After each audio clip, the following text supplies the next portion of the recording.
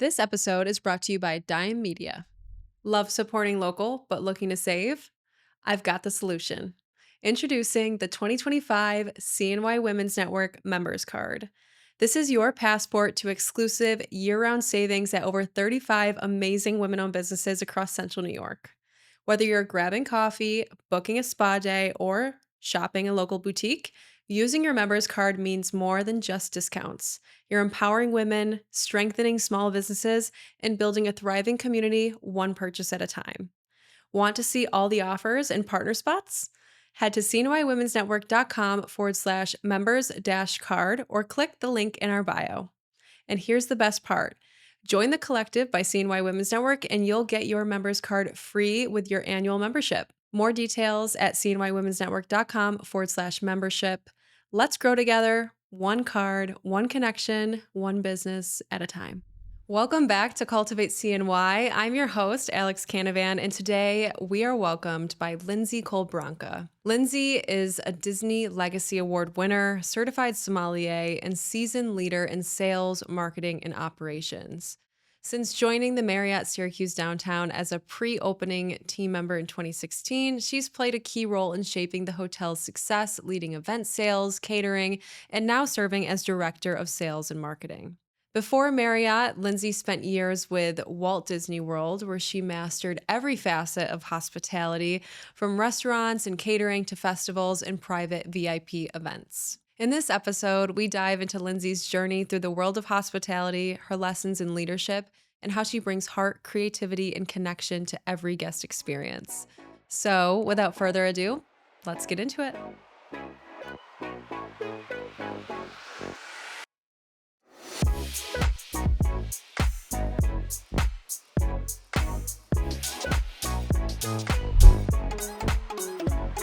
Lindsey Cole-Branca, welcome to Cultivate CNY. Thank you for having me. I'm so excited to talk all things hospitality, entertainment, marketing, all the things. All the good things. What you do is so impressive. You've done such amazing things for the Marriott. Well, that's how They're I feel lucky about to have you. you. And all the I'm things you also do. super grateful for all of your partnership, your support, and everything I've been doing. We love partnering with the Marriott. We just hosted our supper club there. That was a beautiful fantastic. event. I wish I could have been there. I wish you could have been there too. Yeah. The food was incredible though. We have a great chef. We found the right fit for that restaurant after a few years of looking. So. Yeah, that's good. And you know what? Good things happen with time, right? It takes time to find the perfect chef, I'm sure. It does. That roasted chicken. Oh, so good. I've been thinking about it ever since. Our general manager eats it almost every day. I could eat that. Favorite dish. That is something I could eat every day. Absolutely. Well, I'm glad you guys liked it. Before we get into your background, what would you think your biggest accomplishment has been so far since you've been with the Marriott? I think my biggest accomplishment, honestly, would be the team that I've built. So, we started in the very beginning. We had some major players in the game, like 30-year vets. I came on as a senior sales manager, so I was very young and green to the area. I just moved back from Disney. So I was working with a lot of veterans. But over time, those veterans, retire, move on, do different things. So we had some challenges with, finding the right fit for a while. There was a lot of young, inexperienced people, but there was also people that have been in the game a very, very long time, but things have changed. So finding that perfect balance. And right now I just feel like I have that perfect team that treats each other like family. They're so reliable. They're on time. Their work is excellent. And it's a great environment to report to work to. What does a day in the life of the director of sales and marketing look like? Well, I'm sure no 2 days are the same. No, they're not. Let's see. So sometimes the week begins on Saturday, depending on what's going on. But it's a balance between obviously the team, their growth, their needs, their path, their journey. Of course, generating revenue. That is always at the forefront of our minds and what we do. And then creating excellent experiences for our guests. You guys are known for your New Year's Eve party, but what are some of the other areas that Marriott is really good at? One of the things we have that other places don't have. So if you look at the Marriott portfolio, there's like town place suites, and they're able to sell because they have kitchenettes in their room. So if you're needing to stay somewhere for a length of time, you feel like you're home. The Courtyard, places like that, they give away free breakfast, and that's like a light bulb going off to clients. They love free breakfast. Our hotel has so much more to offer in that we have a history. We're a local gem. We've been open 101 years. There's, historic floors from 1924, chandeliers. We can sell a story to these guests. And instead of, booking your event somewhere where there's manila walls and a gray carpet, a banquet chair, you're looking at the grand ballroom with the day sky, floors from 1924, 13 feet chandeliers, originally designed in the 20s. So we're just able to sell very differently than everyone else. And that helps us to get one up on the competition. Yeah, it truly is such a special place. How did you discover this opportunity with the Marriott coming from Disney? So I came back from Disney and I got an amazing opportunity with Pascal's company. So they kind of ruled the roost for a while in hospitality. They had multiple restaurants. They had Drumlin's Country Club, Justin's Tuscan Grill, which so many people have had their events there. So I did director of sales there for just a short amount of time, but it got my foot back in the door in the Syracuse area. I mean, I had left a machine and came to a much smaller market. So I didn't know anybody. I didn't have contacts. I didn't have partners. So I started there, but then I saw a job posting for here and I said, oh, Marriott, that's a little bit more similar. My background, a bigger chain. And my mom said, oh, that's the Hotel Syracuse. But I grew up in Liverpool. So we didn't come down here. School was too big, maybe the On Center, but I knew nothing about that hotel. And then my mom started busting out pictures, yearbooks of her prom. My aunt's first wedding was there. So I just saw all this history. And I remember going in for my interview and it was a construction zone, like ground zero. And I just looked around and I was like, oh my God, this is going to be huge. And I have to be a part of it. So I went for it. Yeah, it really is such a gem. I am such a fan of all of the beautiful historical buildings that we have here. But Yeah. when the Marriott project really started, the renovations and just this revitalization of Hotel Syracuse, that was really so special. And we are lucky to have it here. When I think of the Marriott, just because of my personal background, I think of weddings Hmm. because I have probably gotten at least 50 brides ready in the bridal suite, Yeah. in the bridal rotunda. Hmm. Such a beautiful space to go, especially as a makeup artist or Yeah. hairstylist.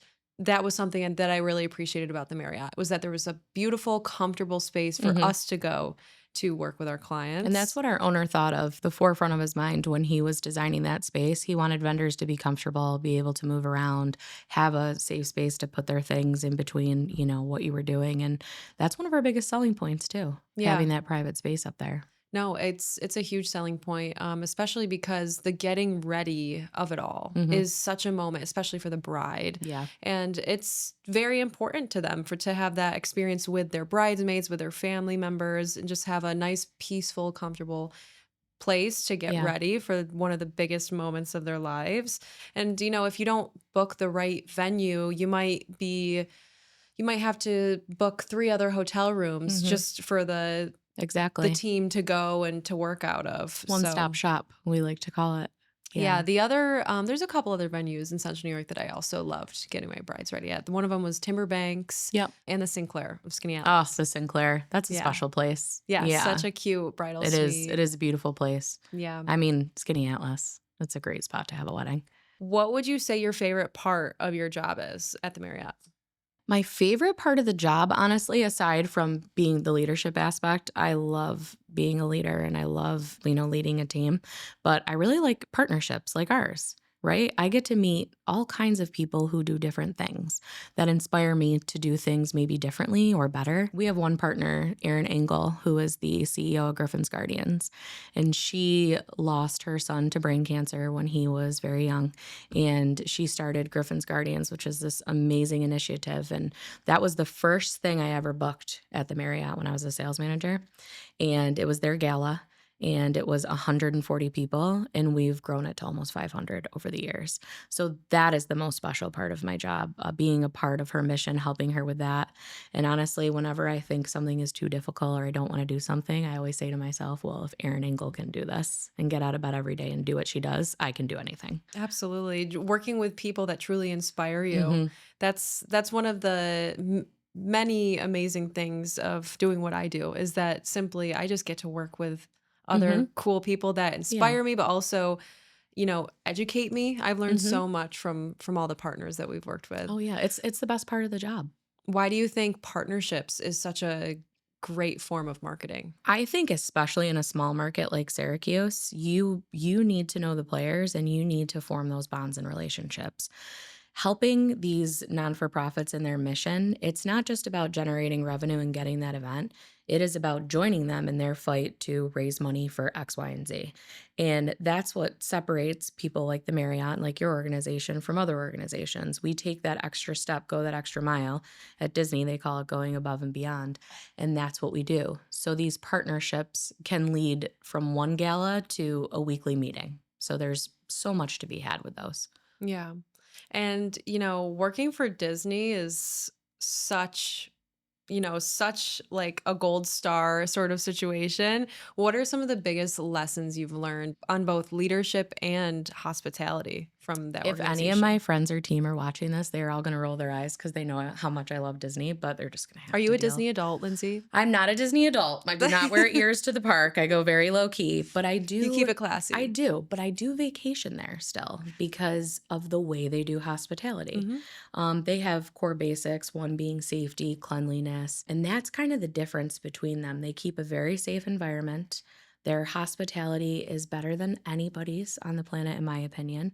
Every time I go there, it's clean. You're welcomed with a smile. Everything is elevated. And Disney's made up of wonderful cast members from cashiers to custodians to high level execs, but everybody has a code of conduct. And everybody believes in that code of conduct and executes it every day. And when you have that big of an organization buying into this culture, there isn't anything they can't do. And I think that's the driving force behind how they've been here for 100 years. They're able to keep that momentum going by having everybody buy in and execute the four core, very simple basics of hospitality. What did you learn about operations and efficiency working for an organization like that? So you go through extensive training there. And I think that is what I loved the most about the beginning of my experience. I think some jobs offer maybe a little bit less and scaled back of a training experience. There, you actually train in other people's roles. So you fully understand. If I'm dealing with a chef, I know what he's going through every night because I spent 6 days back there in whites, sweating, frying whatever, sauteing this, baking this, and I was in the trenches with them. So if I'm a front of the house manager, I started in restaurants there. Before I go at this person about something, I'm going to take a step back and think, okay, well, when I was back there, yeah, that order would have been hard for me to execute. And it's a whole different level of learning because I think the best leaders are the leaders of the jobs they're leading. They've already done them. So they're not trying to tell you to do something that you really wouldn't know much about. Yeah. And I think sometimes there's a lot of that in the workforce. And that's maybe where people don't enjoy working with their leader. But I find that more people prosper and grow and have a little bit more respect for you when you're asking them to do things if they know you've done it. Oh, absolutely. Hmm. There's more of a, and just an equal respect there, but having done that job, I feel like that's such a, I had no idea that Disney made you figure out Oh, yeah. work in every single position, Hmm. but that increases your, I think, bandwidth for empathy Yeah, and awareness. certainly. That's so Yeah. cool. What about on the hospitality front? There's so many little details that Disney gets right. What are some of those little details that have stuck with you, especially now with your time at the Marriott? So I'll get into details in a sec, but the number one thing that sticks out to me that they do is it's all about the guest, right? The guest requests are never denied, is the phrase. And I think sometimes in hospitality, we kind of lean toward what might be more convenient for us. But you have to go back to that basic that everything you're doing is for that guest and you have to take care of that guest, and that's what you're paid to do, and that's what you're there for. And you have to be able to take pride in that and not take what they're asking you to do personally. Just they've asked you to do it, and as long as it's legal, you should execute to the best of your ability. But the attention to detail, honestly, it's the cleanliness for me. You could walk past a windowsill, there won't be a spot on it. Every garbage is emptied, and they're emptied before they ever fill. Some of the other details, I love this, the custodians in the parks, when they're cleaning up, like, debris or leaves, while they're cleaning it up, they'll make the mouse ears. while they're cleaning, and people will surround them and watch them. So you're seeing this custodian who has a job to clean, right? Seems boring, blah, but they're doing what they need to do to get by. But they're making it fun and they're putting details into it. And that's what separates them from somebody down the street just dumping the garbage, right? They make it magical for people. Yeah, they make it a moment to create culture Mhm. around whatever it is that they're doing. That's Yeah. so cool. And at every line level of associate is doing it. They're all have the buy-in to do it. Yeah, they're taking, like, every single person is taking the utmost pride in what Mhm. they do. It doesn't matter what job you're doing. There's pride and Yeah. dignity and respect behind all of that. Mhm. You've been described as both the revenue driver and builder of operational excellence, in your current role. Two sides that don't always exist at once. Mhm. So how do you find that balance between, driving growth, but also making sure we're doing things efficiently and in a way that's responsible? That's a great question because that can be a challenge every single day, especially at the Marriott with such a large sales team and such a large ops team. Hmm. So that kind of ties back into what I was saying about training in those different positions. So if I, tell banquets that I think are maybe the way they set something up isn't the way we should do it, they're not taking it personally because they know I've banquet managed before. They know I can see it in a different way. And we invite feedback from our operational teams, right? So, for example, we had an event the other day. We wanted to do one buffet, they wanted to do two, right? So our planner's like, oh, we'll get by with one. But they had the understanding that it could bottleneck the room. So they suggest to the planner to put the two buffets out. This analogy seems very simple, but it changed the entire course of the event. And that's where everybody on those teams, if we're not meeting in the middle and if we're not accepting feedback from one another, we're not going to grow. So it's important that our planners, which is why I tend to always try to hire a planner that had an operational background, because you can't just, this reminds me of when I was young at Disney, I would book things and be like, oh, we just got to do it. And they're like, well, that doesn't fit, right? So you grow and you learn that you can't just do everything the guest wants you to do. There's a way to temper that expectation and explain to them a different way and have them move that direction. It will end up making them happier and make your team happier. Yeah, because ultimately you do know best, and sometimes the client doesn't always know best, Right. but a lot of the times that wisdom is gained through lots of Hmm. experience. Yeah. So That's a delicate balance, that one. when things do go wrong, because inevitably they do, I mean, you're hosting events every weekend. I know how Hmm. events go. How do you lead efficiently through all the chaos? So I learned this lesson young. I did Food and Wine Festival at Disney at Epcot, which is their most popular festival. I was just there actually, and I mean, it's on fire. Hmm. I would work from 9 in the morning till 9 at night. We would serve thousands and thousands of guests. And there's all kinds of things that could be going wrong, right? Like a fryer could go down, or, you had call outs at a certain kiosk. And I had a exit interview when I left, and my mentor gave me great feedback. He said, I don't have one bad thing to say. You worked really hard. You did this. He goes, but I'm going to leave you with this. And I was like, okay. He goes, you have no poker face. And I said, oh, okay. You mean, he goes, when you don't like something, the room knows. And I'm like, okay. No, I do know what you're saying. Like, I couldn't deny the feedback. I appreciated it. And it's still something I struggle with sometimes. But him saying that to me made me really think about it, because if there's a high stress situation and I have a look on my face, my entire staff is going to feed off it. Hmm. They're going to say, oh, wow, she looks like she thinks we're going down in flames. We must be going down in flames. You can't let them see you sweat. Such a simple saying, but so true, because everybody feeds off the leader's energy and you have to maintain the balance there. That is so true. And that like really hits home. The other day I had a friend that told me I wear everything on my face. And I really was under the impression that I'm quite like stoic Yeah. and nonchalant, but I guess my facial Apparently not. expressions Yeah. tell the truth. Hmm. But that's so true. I mean, like, I think that's one of the hardest pills to swallow, especially as a young leader, Hmm. is that you don't always get to have a bad day. Right.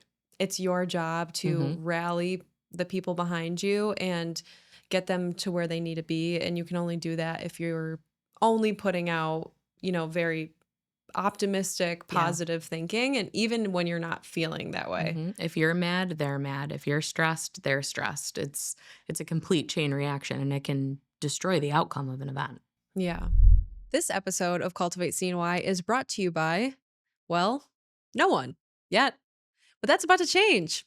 After 2 years of incredible conversations with Central New York's most inspiring leaders, we are officially opening the door to sponsors. That's right. If you'd like to support the show and get your brand in front of a loyal and growing audience, email us at podcast@cnywomensnetwork.com to learn more about sponsorship opportunities. All right, back to the show. So tell us a little bit about your background, your upbringing. Did you grow up in Central New York? Did you always know that you wanted to get into marketing? So I grew up in Syracuse. I went to Liverpool, but I did move to Orlando for a long time. So I was there for about 8 years, and Did you go to school out there? I didn't. I went to Brockport. Okay. Yeah, Golden Eagles. Love that. My best friend went there, and I was like, you know what? If you're going there, I'm going there. Just didn't really look anywhere else. And she's been my best friend since we were 4, so I went there. But they had a communications program in hospitality, and they offered the Disney College program through that school. And my brother had done it, and I went to visit him, and he was just living this life that I just felt I needed to lead as well. So I did the college program, and I started in a very basic role. I was a hostess at a restaurant wearing a sailor outfit every night. And I just learned so much there, from the managers to the front desk to the GM. I got very spoiled. I was at the Yacht Club, which is a gorgeous resort there. But that kind of paved the way for me to do the management internship and then keep moving on while I was there. And what inspired you to come back to the Central New York region? Well, one thing about Disney is you work a lot of holidays. And I will say one of the most memorable things to me is working those holidays and watching those families create memories, because Disney for some guests is a one-time thing, right? It's extremely expensive, I have to say. My bank account would know. But it's a one-time thing for them sometimes. So watching the little girls come in the princess dresses and, have Thanksgiving dinner, ask to take pictures with you because they think you're a princess, definitely need it when you're away from your family hearing that. The perfect confidence boost. Yeah. I mean, that was a day. She thought I was Cinderella, and I said, oh no, but I appreciated it. But I got to a point where work was everything. I was on the opening team of California Grill being reopened, which is one of their biggest restaurants, one of their most popular. And it was a huge project, and I was so honored to be on it. But I mean, it was 14-hour days. It was 7 days a week sometimes. I wasn't living a life outside of there, and I really missed my family. Yeah. So I came back. You came back and said you chose yourself. I did. I love that. And that's such an important thing to hear, especially for our, young emerging listeners that are like very much in the hustle and grind. It's easy to get caught up, I think, in your career and your goals and not prioritize some of your other interests or even yourself or your health. It's a really hard balance, because there is a part of me that would give the advice that you need to out hustle everybody. That is the road that I took, and that worked for me to get to where I want to be. But I'd be lying if I said there weren't things I missed out on. I got married later in life. I had kids a little bit later in life. I'm glad I did that. I think my maturity level lined up with those types of things. But you want to hustle and you want to put in the work, but you have to do things for you. And that is what I was not doing. I was not living in Florida going to the beach on the weekend. I was sitting in my ice cold apartment just, decompressing after a very busy week. And there was nothing outside of there. There wasn't anything fulfilling me outside of the place. So I had to make that change, which is important for people to recognize that and take care of themselves. Yeah. And usually we don't recognize that change needs to be made until we hit a wall. Yep. Till we hit a wall. Exactly. Did you have a moment where you're like, all right, something's got to give? My family, I was off Christmas Eve. I had been there long enough. I finally got a holiday, and I was like, this is going to be great. I'm sitting on my couch. My partner at the time is working because it's Christmas Eve. I'm eating McDonald's. Okay, so I love McDonald's, but it was very sad. And my family was all celebrating Christmas Eve, and they were passing around the phone to me, and I had to put it on mute, and I was sobbing because I wanted to be there. And that is when it clicked that it was time. And to go back to that chapter of my life And I think I left there when I was 28, so I had plenty of time to do other things. Mhm. But I'm glad I did it. I'm glad I put in the work. I think because I had that experience, I'm classically trained, but I know the definition of hustle. But Mhm. I also now know how to take care of myself as well. Yeah, and like you said, it's what you had to do at the time to get to where you're going. But the beautiful thing about life is that we don't have to just continue on the same You path. don't.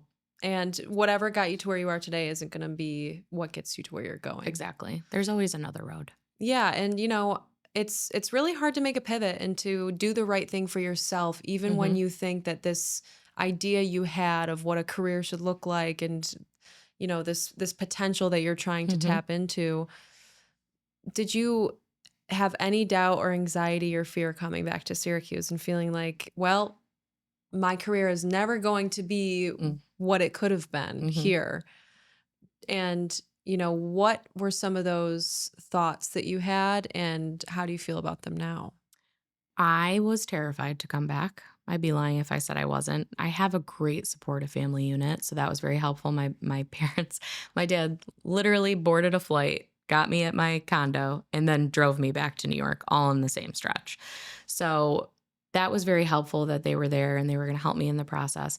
But I got back to a smaller company and there was like no HR department and there was no training department and there was no labor department. And I'm like, what is this? Mhm. There is only four of us and we are doing all these things. So that was a huge shock to me. I didn't understand because I started at Disney when I was 21. I didn't understand that people operate in a smaller capacity and do the jobs of other people, right? At Disney, there's so much revenue, right? Mhm. Unlimited capital. So you have someone for everything. You're still working a lot, but you have aid. In these smaller businesses, you don't have the aid. So there was about 6 months in, I looked at my parents, I'm like, what have I done? So I started thinking about going back, and that's when I applied to Marriott. Mm. And that completely changed my entire thought about Syracuse. And I think because I grew up in Liverpool, I didn't understand the dynamic of downtown. Like my mom grew up in Strathmore, so she understands the city and the area. But I didn't understand the history of Syracuse. Developer Ed Riley, our owner, his story, I mean, goes back so far into the hotel. Like he was putting money toward resources for the hotel before he even bought it to make sure it was standing when he could. Mm. Just these legacies of all these family events and town events and everything that the hotel did. I was made to feel like I was really part of something opening that hotel. Um, just the buzz around it at the time. It was one of the neatest experiences. And I felt almost like I was back where I used to be because we were operating at such a high level and the whole thing was so high scale. And then I felt more in my comfort zone Mhm. for sure. Yeah, and now where we're at today with just the development of the downtown area of, downtown Syracuse, but also just central New York in general, I've noticed so many hospitality venues Hmm. and companies popping up. We've got the new Skinny Atlas Fields Yep. Resort and Spa that just opened. I mean, restaurants popping up Popping up all the left and time. right, Yeah. coffee shops left and Hmm. right. There's like a new boutique hotel being built in Casanova, which is Hmm. cool. So, I mean, how do you feel about all this happening and just being a hospitality leader in this community? Like, what are your thoughts on that? So you can look at it selfishly, like I don't want competition, right? Because we're kind of the top dog. Unfortunately, our hotels, a lot of them have closed. But when you look at the optics of that, that is a really bad thing for the area if the hotels are closing. Hmm. Because so many events that are considered citywides that need all these rooms, they need hotel rooms. Hmm. So if you don't have X amount of hotel rooms, you don't qualify for the bids. So there's a lot not coming into Syracuse. So when I hear that SU is opening a new hotel, I get excited. When I hear that another one's coming down on South Warren, I welcome it. Why? Because that brings more opportunity to the city. And that means longevity for our hotel.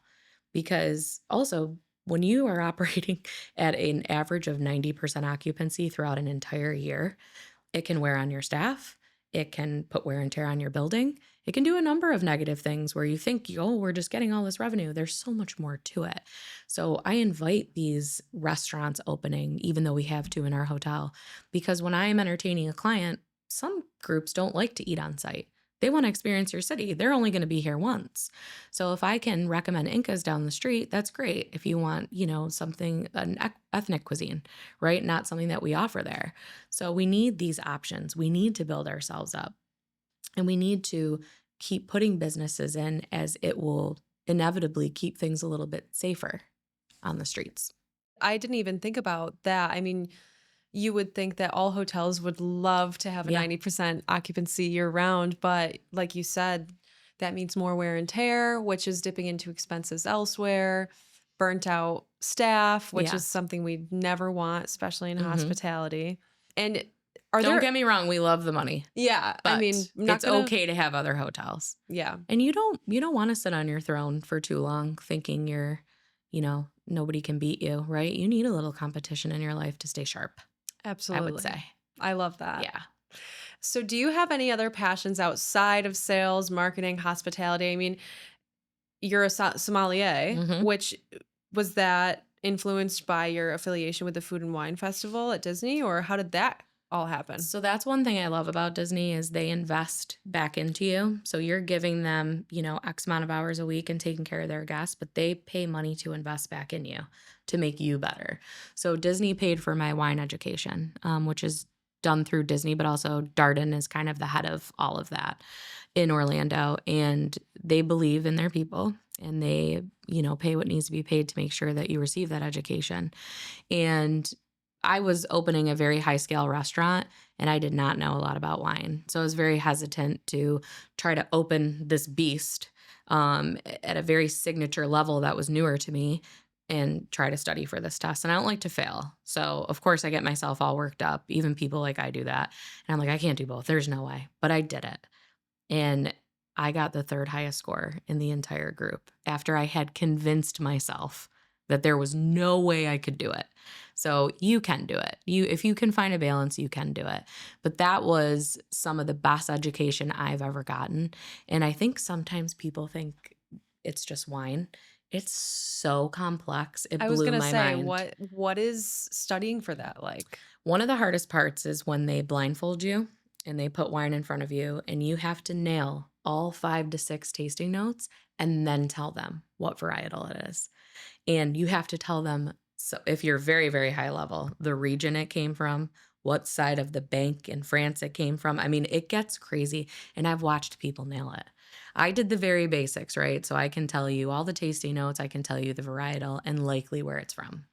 But people get so far into it. I mean, they can tell you the climate, and it's just so complex, and it's become so big, which I'm grateful for, because at the time I did it, it was popular, but now it's huge. Like, there was a documentary, Court of Masters, on Netflix a while ago, and actually 2 of the masters there were my teachers. So that was really neat to see them in their element again on a documentary. But it's intense, but it stays with you. It's funny, I do flashcards sometimes just to stay fresh. That's how I that's how I learn and receive information. Color coded index cards for my entire life. So when I feel like I may be getting away from wine, I pull it back in just to stay sharp. But you can use it anywhere. And I think there's a difference between a server asking you what you'd like to drink versus the expert coming to the table and exuding confidence and helping you pick your selection. It completely elevates a person's experience. Oh, Like, if absolutely. I want to eat somewhere very nice, I love to see a lot of menus will say sommelier on site. I'm like, that's great. Hmm. They care about their wine list. Like, this is going to be good. And if you think of it like, you know, you're out for a special occasion, you're going to be paying a very hefty bill.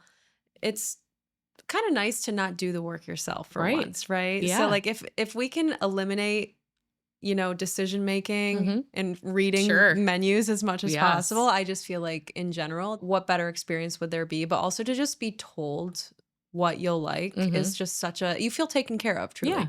you do. It elevates your whole dining experience.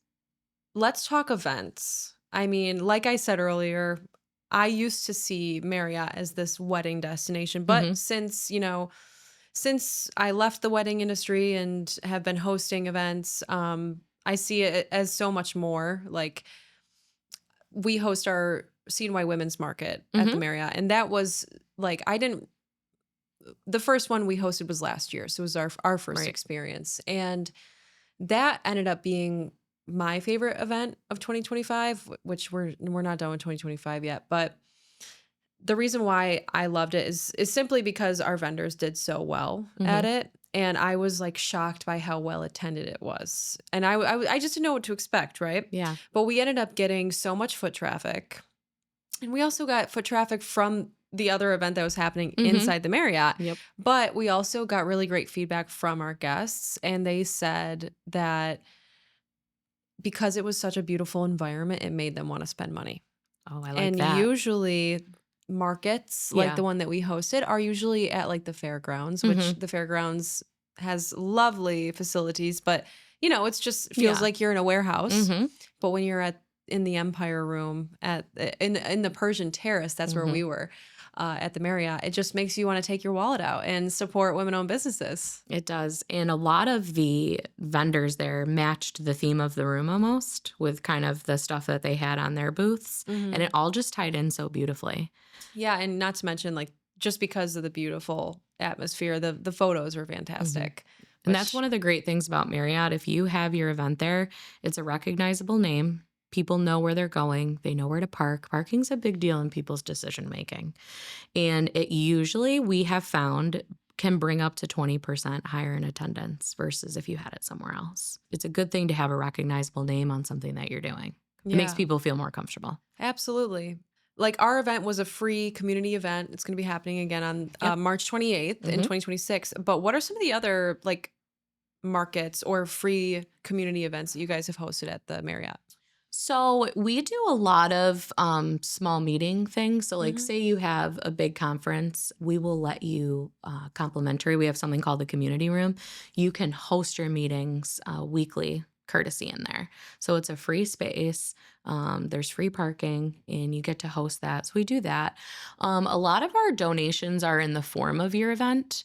So like yours, we have a partnership there. We do that with just a couple other groups, but we love to sponsor. So that could be up to $3,000 waived room rental, complimentary Shivari chairs. Our owner is so generous. Like, I can't take credit for all of that. I mean, I certainly cook up some ideas, but he will come to me and say, "Okay, I have the Humane Society coming, and I want to do their first three hors d'oeuvres, and I want to make sure they maximize their ticket sales." Like, he's in the business of making money, but he is more so in the business of giving back to the community. And I think that is one of the reasons I've worked there for almost 10 years in February. I can't believe it. But he is always trying to give back to the place that he came from. And I think people like doing business with somebody who's not all about taking their money. Hmm. He does it differently than other places in the area do. He's so courteous to non for profits. And there isn't something you're going to run past him that has like a true mission that he's going to be like, no, we can't do that. He'll say, make it happen. And Yeah. that's what I truly admire about him is how philanthropic he is while doing all these other things that he does. He's on all kinds of boards. He has a project in Niagara Falls doing a different hotel. He's a busy guy, but he always finds time to give back to Syracuse. Yeah. And especially with like meeting planners, I think that's really important too. Because I think a lot of venues really just worry about nickel and diming and Mhm. pulling everything, bringing in as much money as possible Yeah. on the events that they book. But approaching it from that way doesn't mean you're going to keep that client. So if someone is hosting a really large annual event, how are you making them feel like they're a valued client? Right. Not that there are a million places to host a convention in Sure. Syracuse, Sure. but it's also like just we're in the business of feeling good and Mhm. doing good business with each other. So being generous, sponsoring events, giving back to your clients is definitely a strong strategy. And I'm sure that it's just brought you guys more success in the long It run. has, and it can be the difference between them picking a different city to host in altogether. Picking Rochester or Buffalo or Albany. Like, how can we get you to pick Hmm. Syracuse? So we have a big responsibility there to make Yeah. sure that you come to this community. Are there any events that you guys have booked that you're really proud of? Ah, Griffin's Guardians always comes to the top of mind. We have Humane Society coming up in April. Um, let's see, just some of the non for profits ever since COVID, unfortunately, aren't able to do as much as they've done in the past. So I hope to see some of those come back eventually. One account I'm really proud of is Upstate. Upstate is very philanthropic and does a lot for the community. So I love that we do their match day. That is really, if you're a Grey's Anatomy fan, like match day was this big deal. So watching these students match, especially like if they're dating somebody and they've matched to the same city, those are really fun events, the medical school stuff. Oh, yeah, I Yeah. bet. What advice would you give to women in hospitality? This industry has been pretty male dominated for a long Mm. time, but we're seeing more and more women really come up and hold leadership positions in this industry. This is a very good topic. I'm glad you brought it up. I think when you're younger, right, we have been raised in a culture, unfortunately, where when you're a woman, you are kind of expected to earn your keep, not cause a ruckus, not be much too much to handle. I don't recommend that. I think there's a way to be disruptive without being disrespectful. I think there's a way to say what it is you feel you should be, given without being disrespectful. And I think a lot of times in my 20s, I didn't speak up when I felt I was being mistreated or passed over or anything like that. I was so obsessed with keeping the job that I wasn't looking at the full scope. Whereas like 30-year-old me was so different than 20-something-year-old me, right? If I felt like a male had been given an opportunity that should have easily gone to me, I will say something. If I feel like, I'm the female in the room always taking the notes in a room full of men, I will call that out. Why can't the male take the notes, right? I understand my handwriting's better, but you know what I mean. Hmm. So it's important that women feel empowered to speak up on their journey and not feel like it's going to cost them their job, because that's not the society that we are creating right now. There is a difference, there is a shift. And one statistic that I was reading about this morning preparing for today that disappointed me was only 12 to 13% of working women make six figures. Yeah, I did hear that recently too. Yeah, that's a huge disparity. And we need more women executives. And there's a lot of women executive opportunities in hospitality, executive opportunities in general. So I'd like to see more women pursuing leadership opportunities and just trying to drive that force of women at the executive level. Hmm. It's too shallow, it's too small. And where we're at in society today, that number, that percentage should be higher. Yeah, and you think of that and you think, well, how could that be when more women have college degrees now? So Hmm. it's not due to any shortage of education, but there might be a lack of advocating Hmm. going on and asking for what we deserve going on. Right. So just encouraging women to be more bold. And I think that, the reason why you couldn't speak up for fear of losing your job is because you felt that this was the only opportunity for you. Hmm. And there were a lack of opportunities out there for you Hmm. specifically. And so I think a lot of, myself included, a lot of us just err on the side of playing safe for fear that this is it. This Hmm. is as good as it gets for Yep. me. I don't want to rock the boat. Yeah. So what was some of the work you had to do to shift that? I think it comes with confidence and knowing your value. So I had gotten to a point in my career where I felt I was at the top of my game. I was a good teammate, I was a good leader, and I felt more comfortable asking for what I felt I deserved. And I no longer feared that I wouldn't be well received because I knew that I was important to that specific organization wherever I may have been. But it takes a while to get there. Hmm. But When you get a few reps in, right? yeah, But does imposter syndrome ever creep up for you today? not today. Good for you, But I girl. think because I've had 2 children, I feel like nothing can beat me down You know and what? and That get in makes my sense. way. Yeah. You I definitely haven't had change. children yet, so maybe that's my problem. If and when you do, you will find that, there is definitely a shift in you and I feel a very positive way. And some may say, "Well, you have more to risk, you have more to lose." I'm more about, what do they think of me? What am I teaching them? Hmm. I don't want to teach them to be in fear of losing. I don't want to teach them to cower when things get difficult. I want to show them that I can go for everything I feel I deserve while maintaining a professional demeanor. Yeah, and I mean, you have something to prove to people you actually care about. Mhm. Whereas, before they came along, it was all for yourself probably. Exactly. And I had this conversation with someone the other day, and I was talking about how there's so many business women that I admire and have admired for a very long time, but I feel like there's a handful of women that I've observed, through social Mhm. media.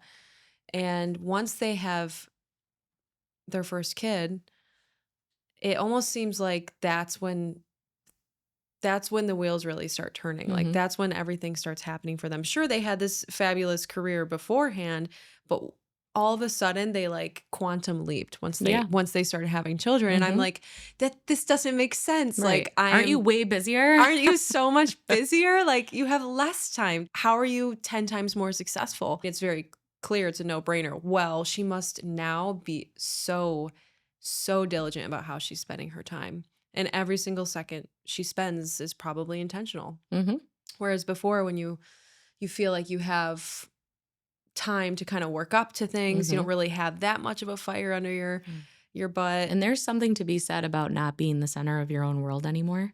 Because I think I know I was in my 20s, I wouldn't say self-obsessed, but I was self-absorbed with what I was doing. Mhm. And I was so much in my own head about everything I was doing, but now I have so many other people to care about and do things for and take care of and grow that I'm no longer just thinking about myself all day, every day. And it's honestly a nice feeling to have a break from that because you can start talking yourself in circles that you can't get out of for really no good reason.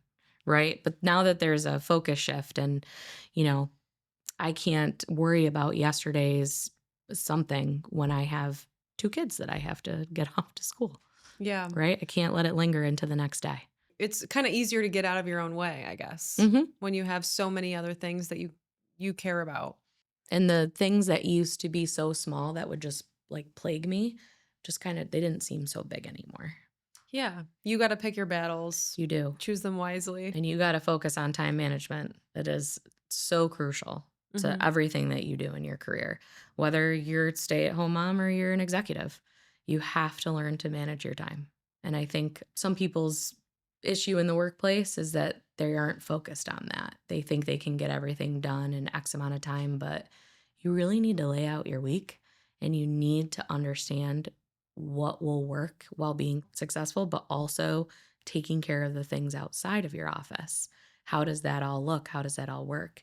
And you need to make sure that you're staying healthy while you're doing it, not Yeah. driving yourself into the ground. Was there a point in your career where you totally like feel like you let your health go and you kind of had to get back on track? There was a time at Disney where, let's see, um, it was so busy that I Yeah. didn't realize how thin I had gotten, which, post kid me would love that now. But, you may think you look great, but you don't feel great. Like my Yeah. energy wasn't great. And, I had a cast member mention me, "Oh, you've lost so much weight." I didn't even realize. So then I started making sure I was eating breakfast and that I was having protein in my diet and that maybe I don't go out that night Mhm. with all my friends. Yeah, cuz when you're working that much, the days just start to blur Mhm. together and you don't even like look at yourself in the mirror anymore No, cuz you're just going, you're just running. You're running just on going. fumes. Mhm. Having this role in leadership at the executive level and having a team under you and all these events that are going on, like what does a day-to-day look like? Do you have any non-negotiables or rituals that you do to stay on track and take care of yourself while you're leading? So the biggest thing I'll tie back into is time management. So I have a ritual. Sunday nights, I go on my computer for an hour, hour and a half after my kids have gone to sleep, and I answer emails so that I come in Monday morning fresh and I'm not bogged down by that inbox, right? I can go to every team meeting I have. I can do what needs to be done, and I'm not just getting hit in the face on Monday. Once a month, I do all my marketing for the month, and it's usually like 5 to 6 hours. But I wake up very early, like 5 a.m., do it till 10 or 11, and I have a full day with my family. So I've learned those things. But I also take time for me. I'm an avid Pelotoner. I love to Peloton. Robin's my favorite coach. She says a lot to you in the camera, but she's very motivational. And I just love her story. Like she was a lawyer and she hated it. and she just decided she wanted to be in fitness, and now she runs Peloton. God bless her. But I also walk the dog. I have a golden. You know, if you love dogs, I highly suggest, you think you can't manage one, but you should get one, because he is like my little safe space. When I'm stressed, I just hang out with him. His name's Bo. He's a little crazy, but he's really sweet. But I like Goldens to are the walk him. best. They are, and they're so good to kids. But I love that they're nice to people, right? I don't have to worry about it ever. Yeah. Like, everybody can feel welcome and safe if they come over. They're just so sweet. But I like to walk him. I walked him this morning while practicing some questions and thoughts. I was talking to him about our interview, but I think it's important to get outside. Mhm. And fitness, when you're a new mom, you lose fitness, right? Like, you can't hit all your markers anymore. It's just something has to go. And a Yeah. lot of time it's the thing that makes you the healthiest, and that's exercise. But I just highly encourage it, because it just, get yourself away from work just for a little bit and have that time to yourself. Or whether you walk with your partner, just be outside. Yeah. Well, Just you can around here. That's one thing Yeah. that I told myself I would do more of is just getting outside. Hmm. I didn't really grow up in a outdoorsy family. So like our hiking series that we did this year, I mean, it was my first time at all those trails. Yeah. Luckily, I had Rebecca with me and she was the one leading cuz I would not follow me anywhere. I'm like one of those people that like I walk with a purpose, but Yep. I don't know where the hell I'm going, Right. you know? But you're still walking with a purpose. I But, love you that. know, Yeah. so I made sure Rebecca led our hikes. I was the sweeper in the back. But our most recent one was at Green Lakes. That wasn't my first time there, but it was the first time I had been there during the fall. And it Hmm. was absolutely stunning. It's gorgeous there. Also, like, you know what? I have been to Green Lakes, but it was really just to go to the beach and like walk on the trail a little Right. bit. But we did the full trail around the whole Yeah. lake. That was lovely. Would love to go back. We did Jones Hill Hmm. at Labrador Hollow. That was Oh, yeah, that gorgeous. is gorgeous. That was a great view. Quite a bit of elevation there, which was nice. And then we did Ithaca a bunch. Oh, I love So we Ithaca. did Great spot. Teganic, That's Robert great. H. Treeman. There's one, I think Robert H. Treeman, it was probably the most humid, hot day ever. I forgot a hair tie. Oh, no. My hair was not totally clean, so it was just a absolute rat's nest by Those the are what end my of it. nightmares Like, are it made of. No hair tie. literally looked like a beehive at the end of it. We both have a lot of hair, so that's a travesty. It was like, I was like, what was I thinking when I left the house today? And I wore my weighted vest, which I didn't know what I was getting into. Yeah, it's heavy. And it was a loop, so I couldn't just like leave it Right. and pick it back up on the way Yep. back down. That was brutal. The weighted but vests are a commitment. I did all the things wrong, basically.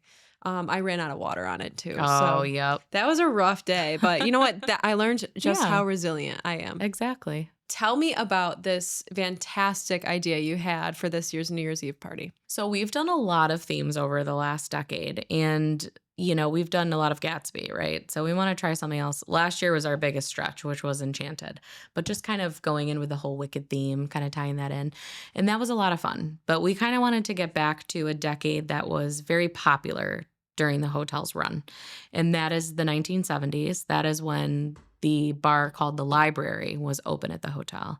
And our owner and I and my director of catering, throwing around ideas, and we kind of all came up with Studio 54, especially after the buzz of the Netflix documentary. Loved And that. there's so many layers to Studio 54. Like, those two fools did not pay their taxes. They had a gold mine. Like, they just could have gone for years and they blew it. But anyways, the makeup, the hair, the music, the dancing, the celebrities, Cher, Mick Jagger, Elton John. I mean, it was just such a amazing time in our history in New York City that all these celebrities would be in one place at the same time, because you just don't see that now. But you got to see them in their party state, which is also something that's more kept behind closed doors nowadays. But I really think it's something that everybody would like, and it's important because our biggest demographic for the party is like 35 to 60-ish. So you would think it'd be younger, but it's honestly an older generation that comes in, and they'll know the songs, they'll know the music, they understand the attire and the assignment. So I think it's going to be a blast. I think it's going to be a blast too. And I'm just thinking about the makeup. Yeah. Like, there's no limits. Like, I really hope people go far Yeah. out for this. I think Studio 54 is such a fun theme. I've personally always wanted to throw a Studio 54 themed party. Well, I think you should come. because I think it's like, you're right. It was such an era. I also watched the documentary. I love just like the just the uninhibitedness of it. Yes. Do you know what I mean?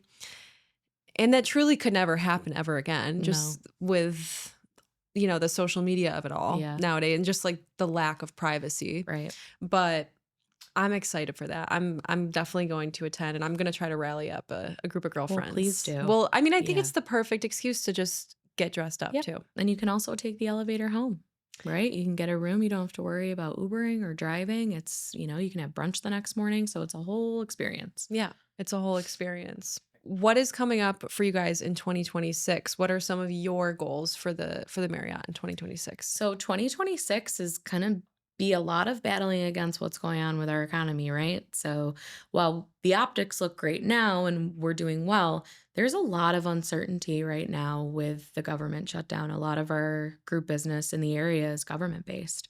Like associations are government based. So it's how can we encourage our clients to feel comfortable booking in today's uncertain economic climate?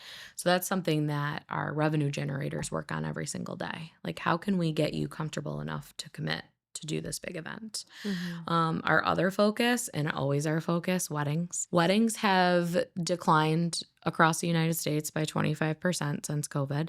We saw all that compression after COVID when everyone was trying to get their wedding in. So we had like a couple crazy years there, but people's mindsets have shifted a little bit. I think people are getting married a little bit later than they have in the past. They are more apt to spend money maybe on a down payment for a house because obviously housing prices are a little wild right now. So that generation of wedding is just a little bit different. I can't complain because we get more than our fair share, of course, but we always want more. So, what can we do to change the experience up a little bit? I think, sometimes a lot of people have been to weddings there, but they don't all have to be similar, right? Like we had one over the weekend. I've never seen it so beautiful in there. There must have been 1,000 candles on the table. It was so soft, so romantic. They had a really great menu, all curated by the chef, really fun past hors d'oeuvres, very trendy. Mhm. So there's just so much you can do there, and there's so many rooms to do it in. So I'd really like to see, some bigger wedding volume. When I think of a Marriott wedding, I think of a 400-person wedding. Hmm. And I also think like people are opting for either elopements Hmm. or just like these micro weddings that we're Yep. seeing, especially because budgets are tighter and we have to Hmm. save a little bit more for houses now. Right. So, do you guys host micro weddings or small intimate wedding We do gatherings? those at 11 Waters. They're beautiful there. So at 11 Waters, you have the whole barbershop bar, you have the entire restaurant to yourself, and then if the weather's nice, you have the whole patio. So if you have 50 people, it's the greatest setting. My wedding was 50 people because of COVID. I thought I needed this big show, and it turns out I didn't. I know my husband wanted one because he's Greek and, they want to do it Oh, real, real big, you but guys are gonna have to do a 10-year. we may have to, and of course it would be at the Marriott. But Yes. we loved our wedding, and we do execute those at the hotel, and we do them very well because it's much on a smaller scale, and you can get a lot of one-on-one time with chef and really do it your way. I absolutely loved our experience at 11 Waters for the supper club. Like I said, that roasted chicken dish was insane. I'm gonna have to go there for dinner with some girlfriends Yeah. soon too, because I have not been there aside from the supper club since you Yep. guys got the new chef. So, Well, please do. And if you're going to a landmark show, it's really great to go to 11 Waters first because we do free valet. So you're not oh, struggling to get to Wicked that's coming in December, okay. which So is really exciting. if you get dinner at 11 Waters before a show and you do the free valet, Hmm. you could just walk to the show and then Get your car right after. It'll love be there waiting that. for you. Yes. Do you guys do any like happy hours or any like special events that are recurring for the community? We do have happy hours at both our outlets, Shaughnessy's and 11 Waters, and those are, I think, 4 to 6 ish range. Half price appetizers, drink specials. 11 Waters is rolling out a ladies' night soon, so I will let you Yes. know about that. But Definitely. I do feel like it's that demographic that may be stopping for a cocktail after work, so it's important to do something for them. Yeah, I think Syracuse needs more high-end like cocktail Hmm. experiences. One thing that my girlfriends and I were talking about was jazz. Like we really want to be at like a nice upscale cocktail bar listening to jazz music. We have jazz on Wednesdays Is at the that Cavalier. is that too specific? No, I love Jazz that. on Thursdays? We do on Wednesdays. Wednesdays. It's put on by CNY Jazz Central, and it's every Wednesday from 6 to 8:30. You know what? I think we actually looked into that because I was like, okay, we can do Wednesday night jazz nights, and then we can do Thursday night jazz nights at Persimmons. Yep, it's the same company that does them. Oh, Yep. okay. So it'll be like the same Yeah, musicians. it will be. They rotate. There's some newer ones, but there's some classics from the area Yeah. that do come play that bring a big following with them. Cool. I'll definitely check it out. Yeah, then. it's really fun, and it's in the Cavalier, which is very swanky and kind of Yeah. matches the jazz theme. I love that. And you know what? I love a nice stiff martini in a Yes, swanky venue. You can get that there.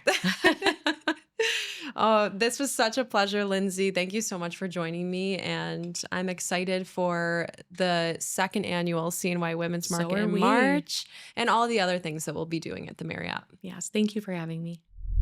Whether this is your first time tuning in or you've been listening since the beginning, I do not take it for granted. When I started this podcast, I honestly didn't know where it would go. I just knew that I wanted to have real conversations with people doing meaningful work right here in Central New York. 2 years in, this still feels like a dream, but I also know that we are just getting started. If you enjoy what we do here, please join the 32% of people who tune into the show regularly and follow us on this app.